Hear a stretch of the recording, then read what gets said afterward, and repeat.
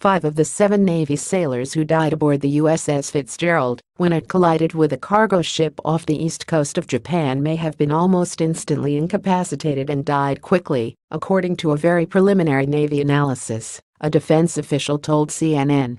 That assessment is based on an examination of the point of impact and the berths in which the sailors were likely sleeping. The 2 ships collided on the Fitzgerald's starboard side directly next to the berthing area where sailors sleep. The impact ripped the Fitzgerald open and caused water to pour in. The official also noted the Navy is trying to corroborate accounts which suggest that the 2 sailors who weren't almost instantly incapacitated attempted to help the other 5 escape the incoming water. But at some point the ship somehow lost communication with the 2 sailors and they also perished, according to the official. All 7 were found dead in the flooded area. It also appears that the collision caused part of the berthing compartment to collapse inward, making it difficult for survivors to get out.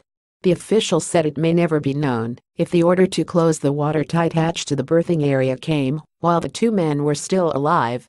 The formal investigation will determine who gave that order, but the initial sense is the decision was necessary because water had not only flooded the berthing area but was flowing into other locations including a deck below. The official emphasized that the Navy will wait for all the investigations to be completed before coming to any conclusions about the actions of the crew and decisions over citations for heroism or potential disciplinary action. The official also strongly emphasized that no judgments are being made about the timing of the decision to shut the watertight hatch. It is also not clear if those on the bridge called the commanding officer as the crisis unfolded. The collision occurred very close to the cabin of Commander Bryce Benson, and he was briefly unable to get out.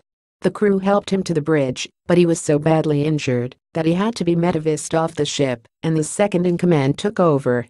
The U.S. Navy, the U.S. Coast Guard, and Japanese naval and maritime authorities are all conducting investigations.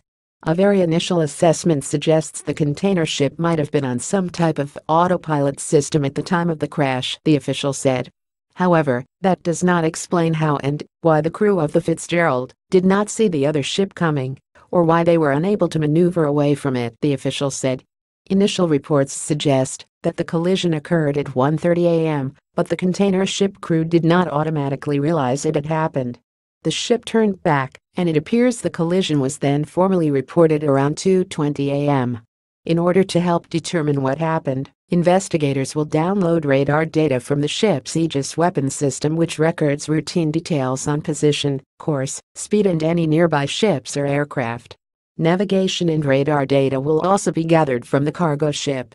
Another factor being examined is the impact of the destruction of the Fitzgerald's communications gear on the ability of the crew to call back to shore to inform commanders they needed help. Preliminary analysis indicates the collision occurred where the ship's communication nodes are housed, and the official said the crew had to resort to using satellite-based cell phones to communicate both on board and back to shore.